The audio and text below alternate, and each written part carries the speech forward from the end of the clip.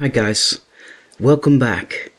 I've been thinking about something for a while now, but I didn't really want to make a video until the excitement of Hanukkah was over. I guess I felt like many of the Rapture watchers were so focused on all the feast days this year that they probably wouldn't be very interested in what I've been seeing. I'll try to get to the main points here quickly and not waste everyone's time.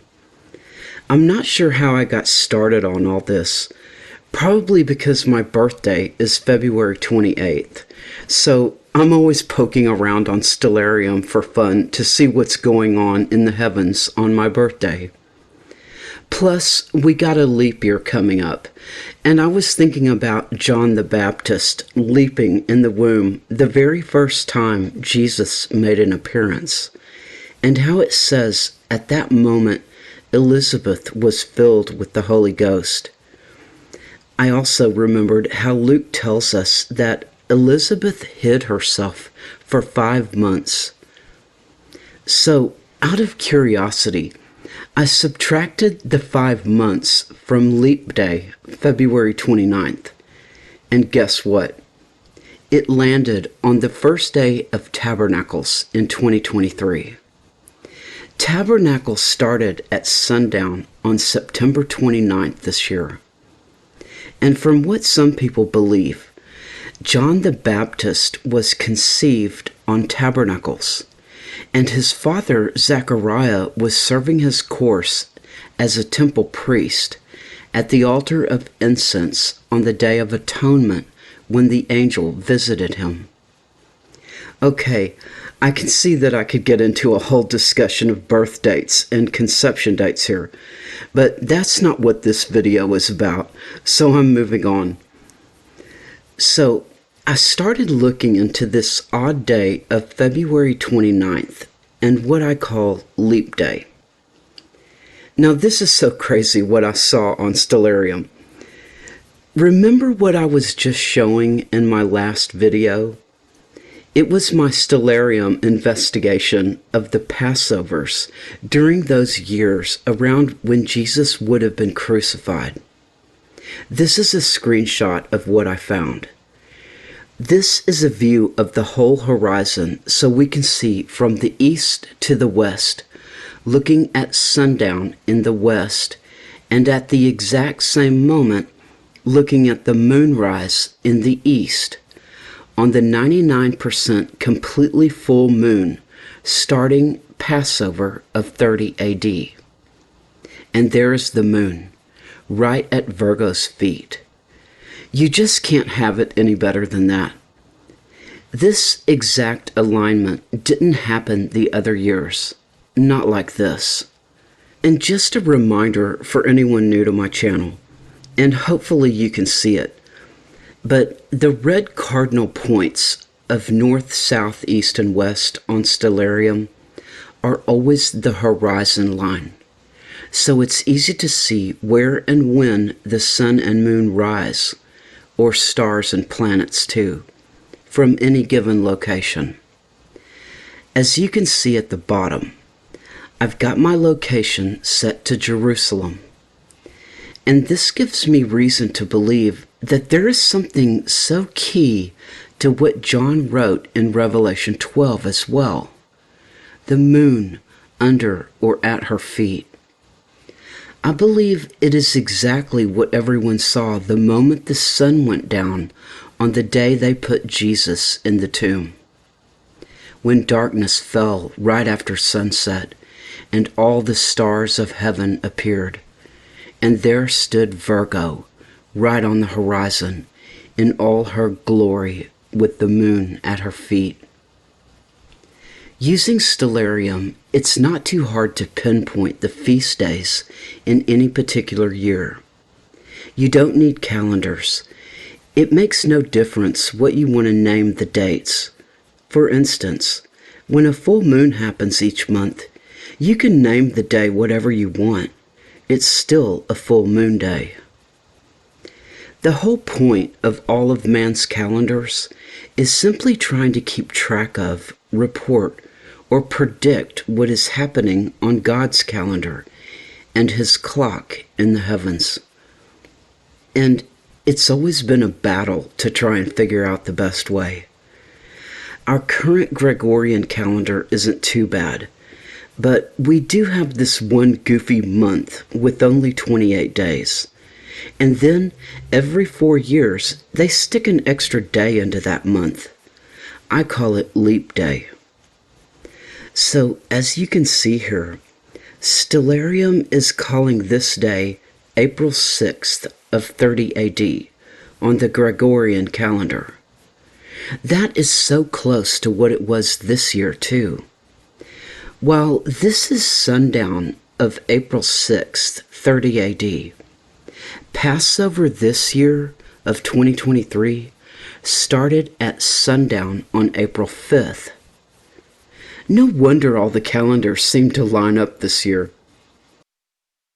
So anyway, I was poking around on Stellarium, looking to see what the heavens will look like on my birthday coming up on February 28th.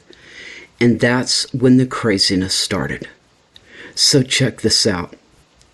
Starting at sundown on February 28th over Jerusalem, the Sun, Mercury, and Saturn are all standing together before the waters of Aquarius, which are spilling out across the horizon as if flooding the earth. And Mercury and Saturn are in exact conjunction with each other. And I was like, wow, they are all three about to enter the waters of Aquarius. So I looked to see where the moon was at that moment, and guess what? The moon is right in the star of Spica, representing the harvest in the hand of Virgo. And I started getting an eerie feeling about it all. Look, I'll put both of these captures together so you know there's no funny business. The timestamps are the same. I guess if you knew how I see the characters in this whole story, it would even be more mind-blowing, but maybe that's for later. I don't want to get off track here with a long-winded Bible teaching. So, thinking about Leap Day and John the Baptist leaping for joy in Elizabeth's womb, because Jesus had just arrived, and knowing what I was about to see, I clicked over to the next day, February 29th. Yep, there is Mercury and the Sun entering the waters of Aquarius together. And look where the moon is, at exactly moonrise on February 29th, Leap Day, and looking from Jerusalem. This is nuts. Like a total continuation of my last video. Passover, 30 AD, and Leap Day, 2024. And the moon is rising right at the foot of Virgo. Moonrise on both days. So, is this all I've got? No way. This gets wild. So, is there anything special about these days next year? Yes. Beginning at sundown on February 28th to sundown on the day of the Great American Eclipse is exactly 40 days. Thanks to Christopher for pointing that one out to me. At sundown on the day of the Great American Eclipse is also the end of the Jewish year. Nisan 1 begins at sundown on April 8th of 2024, at the end of the 40 days. This is the day count. Starting at sundown on February 28th, Leap Day will start the count with day 1. There are 31 days in March, and then 8 days of April. 40 days. So, what is the real meaning of all those 40 days in the Bible? The way I've always seen it, and I just discovered recently in my studies, the Jews see it the same way. The 40 days that Moses spent on Mount Sinai represent the human gestation period. The same goes for the 40 days that Jesus spent in the wilderness after John baptized him.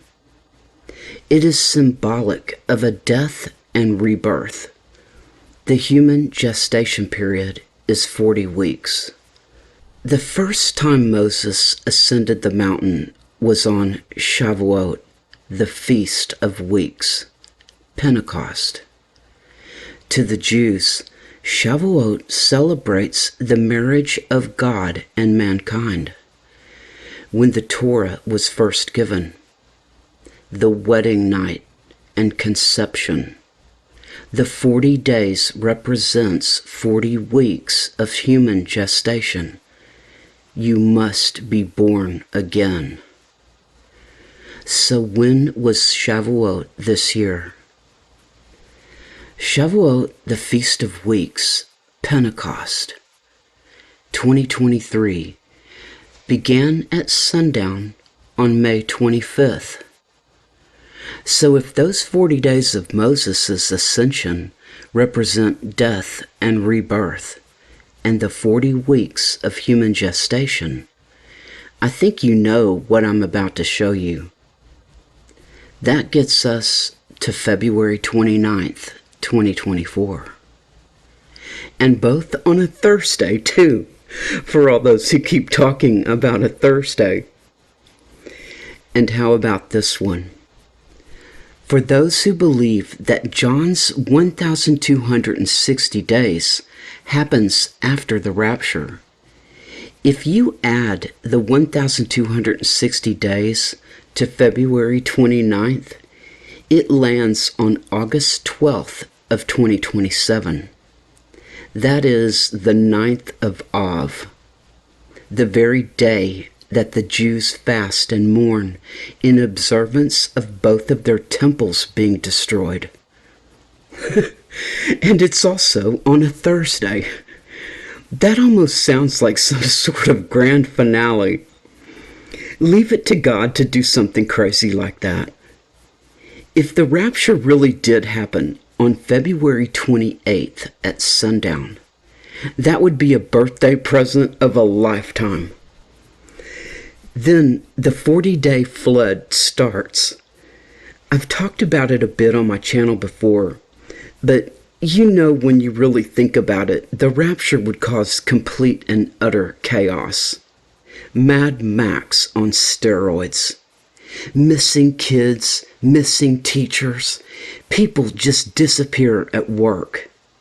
What about family members simply vanishing at the dinner table? Spouses gone from their beds. Just like Jesus said, 2 women grinding at the mill, one left, one taken. How well do you think all these people are going to be able to function when people they loved just disappeared? Or they don't have a boss anymore, and businesses are just shut down overnight. Wow, doesn't that sound familiar?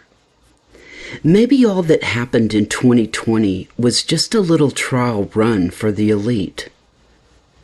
I see complete and utter chaos if a rapture event happens. And what if by the time the Great American Eclipse happens after 40 days of post-rapture, things have gotten so out of hand that it's lights out for everyone, at least in the top-tier nations. Lights out for maybe several days or even weeks. No internet, no phones, no nothing. Just imagine what that would be like. People would go nuts. Probably half the left-behinders would perish within that time, over one reason or another. All the perishable foods in stores and in everyone's fridge and freezers would be gone in a few days. And when the powers that be crawl out of their bunkers and turn the system back on, it's digital IDs for everyone. Their first excuse will be, They need to account for everyone still alive. They need to find out who's missing and who survived the aftermath. They tell everyone that they will be their saviors, and they have food and supplies for everyone. It may not be that big of a deal when the population, especially of the developed nations, are all but gone. So many people gone in the rapture, or killed during Mad Max, or simply starved to death. There will be plenty of housing and cars for everyone. It's the third world countries that will suffer the least. They already know how to survive. The rulers will tell everyone, all you need to do is register and get your digital IDs. And as an extra incentive, it will be loaded with money. Big deal. They've been printing themselves trillions and trillions for years. Yeah, it will be just the thing everyone will need after the banksters just wiped everyone's accounts. Don't worry about your bills, they'll say. Don't worry about your mortgages or rent. They haven't even begun to sort out who owns what. Well, just maybe no one will own anything, and they'll be happy. They've already done the beta tests during lockdowns. They might even tell everyone that the grocery stores are getting stocked up. The Amazon warehouses are loaded. Plenty of goods and jobs to go around. And the digital IDs are loaded with money. The catch is, you don't get anything or get anywhere without the digital ID. Not even a stick of gum or a gallon of gas. And the people with the digital IDs won't be able to buy stuff for other people because every move they make will be tracked and controlled. A lot of people are out there saying that this new system is happening on January 1st, coming up in just a few weeks. But you know what? I've been hearing that for years. If you ask me, they've got everything they need just waiting in the wings for the right moment. And they themselves don't even know when that moment will happen. And then, as soon as Israel gets back on their feet after the chaos, what if they really do build a third temple? And exactly 1,260 days after the rapture is the 9th of Av, and God destroys the temple for a third time. That would be so nuts. There is a load more that I could say about my timeline and what I'm seeing with it. Like, did you know that Moses died 33 days before the Jews crossed over the Jordan, which means the descender or descent? And isn't it strange that the first great American eclipse was 33 days before the Revelation 12 sign, which ended the Jewish year 5777. Those triple sevens are God's number. The numbers of perfection and completion and fulfillment. As in, that's it, it's over, we are done, it is finished. Of course, those numbers are all over the Bible, and notably as soon as the Israelites crossed over and took down Jericho. Well, you should hang on for what I'm about to show you in a minute. So, Moses died 33 days before Israel's crossing over or descent. And the first great American eclipse, 33 days before the Revelation 12 sign. And I said for 3 years in my videos that the number 33 and 333 are Jesus's numbers. And Moses died on his birthday too. He said at his death, "Today I am 120 years old." And Israel mourned for Moses 30 days and then crossed over the Jordan 3 days later. Moses died on the 7th of Adar, and the Israelites crossed the Jordan 33 days later on the 10th of Nisan. Look at the calendar for 2023. Moses died on the 7th of Adar. That was, you guessed it, February 28th, 2023. And according to the story, Moses had to die before everyone could cross over. Moses was not allowed to cross over to the other side. All of this is so profound with all the deeper connotations, but that will have to wait for another time. And all this totally ties in with all the dates I was talking about 3 years ago. And I mean to the exact days. Maybe I can try and make out some bigger charts or something with a huge timeline. But for now, I'll just leave you with 2 more extreme mind benders to brighten up your day. Let's try 2 more things in the day counter here. Hopefully you can see this. First, let's take the date of the Revelation 12 sign of September 23rd, 2017, and see what it says about February 29th of 2024. Do you see this? 77 months and 7 days. And I like how it says, including the end date. Wouldn't it be great if it really is the end date? The 777 from the Revelation 12 sign that ended the year 777 for the Jews. Too perfect. And here's another mindbender. The 2 great American eclipses, when God draws his finger across the ground and completes the Aleph and the Tav over America, the beginning and the end, the Alpha and Omega. I already posted on my wall a few times, but the eclipse of October 14th on the Sabbath, only 7 days after Israel was attacked. The very first place that eclipse touched the U.S. was a small town on the coast of Oregon, about a minute before it passed right over me.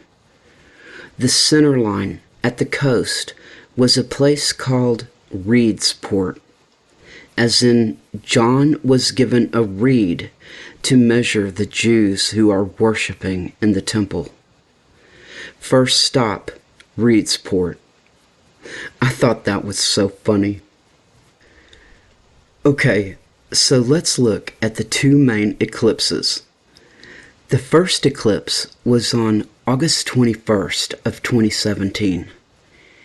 And let's just stick all these 6s in these boxes. 6 years, 6 months, 6 weeks, 6 days. 6666. And we land on the Great American Eclipse number 2. Only God could make this stuff up. Depending on which numbers you add first, you could land on Nisan 1. But either way, Nisan 1 begins at sundown on the day of the eclipse. Okay, so I'll leave it at that for now. Maybe someone took some notes and can keep adding to it all. I've still got a lot more to share with you and talk about concerning these dates, but I don't want to overwhelm people either. It's already quite a bit of stuff that, oddly, all points to these eclipses, and 40 days before the eclipse, on February 29th. I'll have to work on a kind of timeline chart later. For me, I think the highlight would have to be the human gestation period, from the date of Moses' ascension and the marriage between God and mankind. 40 weeks from the last Shavuot, Pentecost, to February 29th. It's just such a clincher to the story of the Revelation 12 sign and these eclipses. I don't know when or what sort of plans the elites have for all of us, but whatever and whenever it happens, I doubt it's going to be good for anyone but themselves. When has it ever been any different throughout the history of the world? To all these New Agers who believe that people like Gates and Schwab and all their buddies are about to roll out a dream world beyond paradise for everyone, all I can say is, God bless you. It's a wonderful dream. But my sights are on heaven and the Creator of all. God bless you all, and peace out, my friends.